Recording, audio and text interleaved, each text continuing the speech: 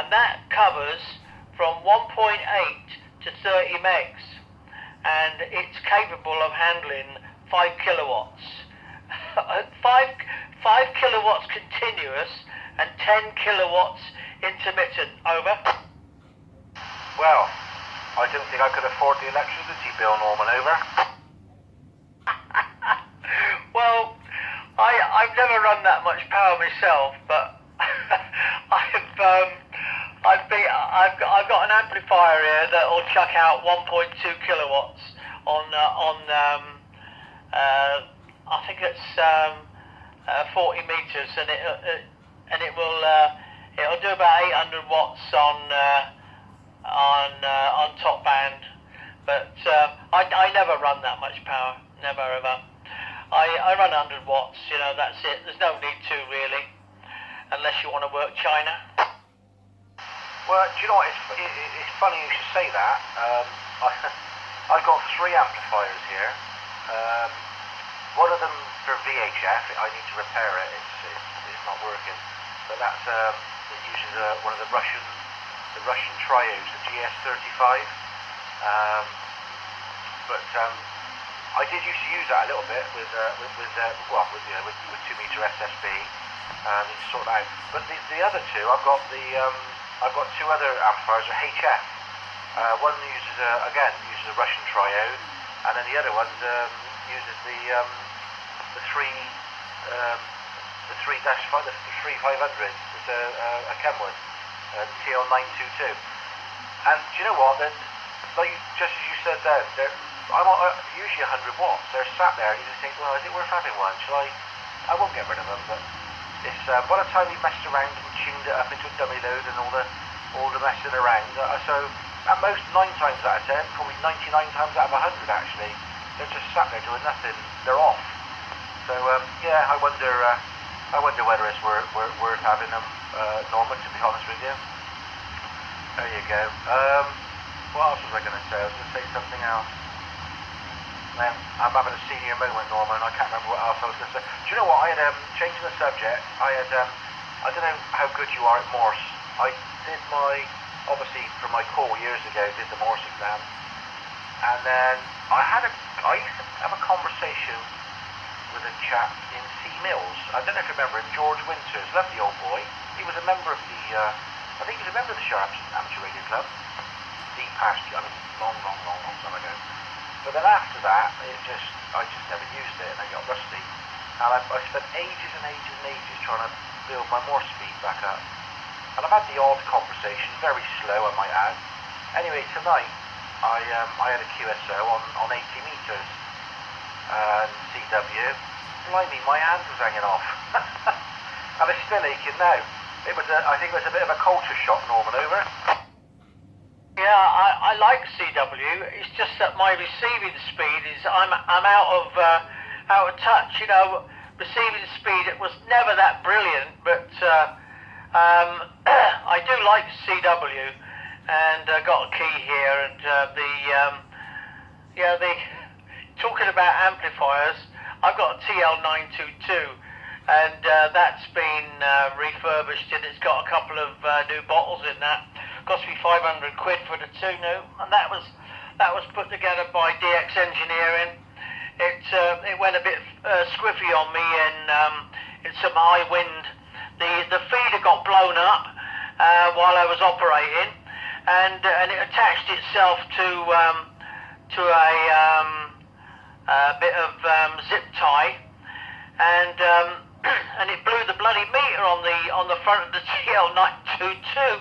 Well, it was impossible for me to repair that, so I sent it away, and I got it fixed by DX Engineering, and I thought it was really good value for the money. They put me 2 brand new tubes in, they realigned the whole thing, and the protective elements of that TL922, it's just as if it was new, you know, and it works really, really well. And I spend ages listening and thinking, and I can hear people calling, and I'm ready to go back to them, but I just don't do it. I just haven't got the nerve. When it's the normal, you know, your signal report, your name, your QTH, there's a certain pattern. I sort of know the pattern, so I'm okay. It's when it starts going off on a tangent, you know, and they're talking about this and that, and there's other elements like the fading and also the other noises you get as well, isn't it? So it's no, that's good. As I said, it was a very slow Morse contact today with the chap up Scotland. He slowed right down for me, which was very very kind of him, and we got through it. But no, that'd be great. It just, you know, it doesn't have to be much. Just once in a blue moon, I'll say, oh, you know, you're on to us. Oh, do you fancy a quick QSY, Norman, to so and so, and we'll do more. I mean, we can do it on tap. We can do it anywhere, can't we? Anywhere out of the way, and then it's good for me. I might have to invest in a better key. I don't know, or just give this one a bit of a service. It's as I was using it today, it was seemed to be getting lower and lower. You know, the gap between, you know, making it work. The spring seemed to come unwound. So I had to I got like a little knurled thing on the top just to sort of tension the spring back up again. But I think everything was in shock. The key was in shock. My hand was in shock, and yeah, it was one of those days, Norman. Over. Yeah, it's amazing, you know, where we go when we're trying to get something sorted out. I've got an old GPO key here, a brass one, you know, and I put it on put it on a wooden base, and I screwed it down to the bench here. I've got a bench in my shack. My shack's up in the roof space, Steve, and that's about to well, I say about in July next year. I'm hoping to convert this shack here into another bedroom, and I'm going to put a dormer on the front of the house. And I'm going to spend a few bob on it, Steve. I'm going to borrow some money and sort it out. I need to do it before I get much older. I'm 77 now. What age are you, Steve?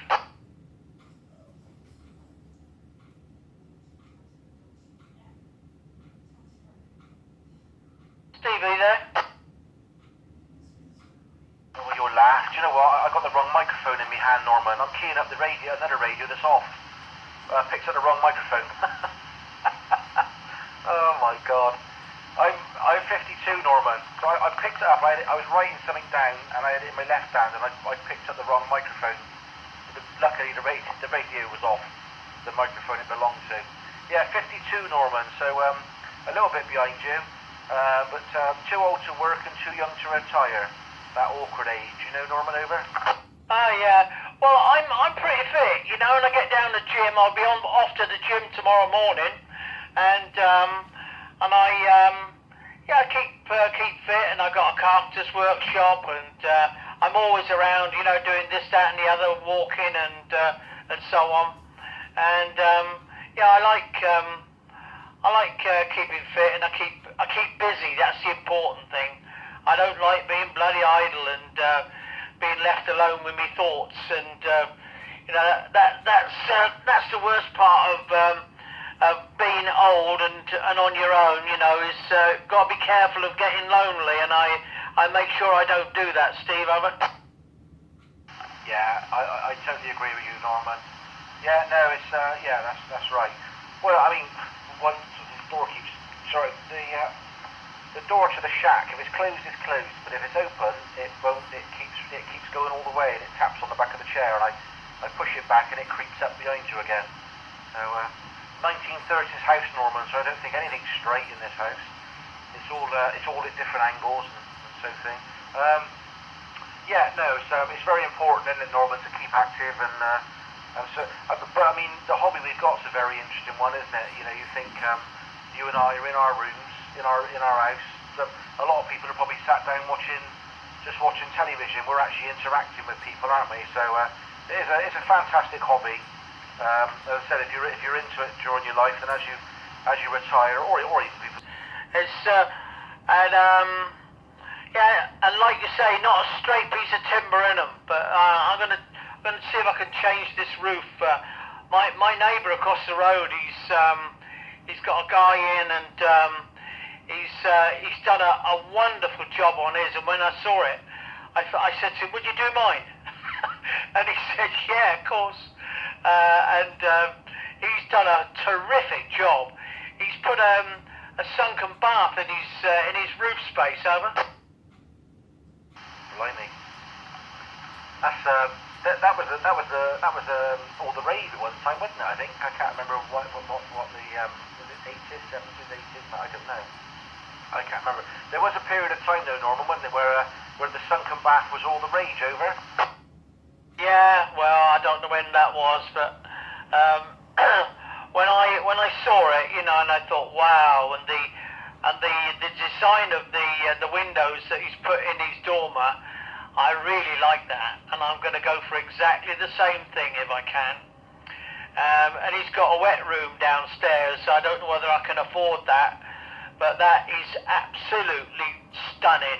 It's like a special green and fleck marble, and he's got a sound system in there in this wet room, and he just goes to the wall and taps in a code, and the music starts playing in there, like, you know. I thought, brilliant. What a thing, you know. If he does the same for me, I'm gonna put electric motors on me Velox windows, so I can open and close it. Put sensors on there when it's raining, so it don't get wet in the house and so on, you know.